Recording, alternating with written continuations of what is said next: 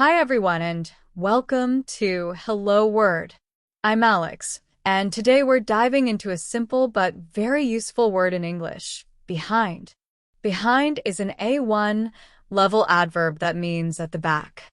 It's a word you can use in so many everyday situations, so let's take a closer look at it. When we say behind, we're talking about something that is at the back of another thing.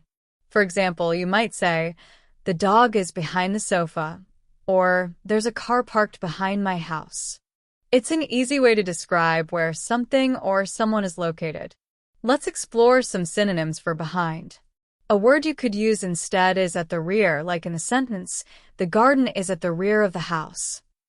Another synonym is backward, which you might hear in phrases like, "He took a step backward and looked around." Now let's think about antonyms, or words with opposite meanings. For behind, an antonym is in front, as in, "The child stood in front of the teacher." Another opposite is ahead, like when someone says, "The car ahead is moving too slowly." In everyday life, we use behind all the time. Imagine you're waiting in line, and someone asks, "Who's behind you?" Or maybe you're telling a friend about a place. "There's a cafe behind the library." It also comes up in expressions like, "Leave your worries behind," or "He's behind schedule today." Here are a few more sentences with behind.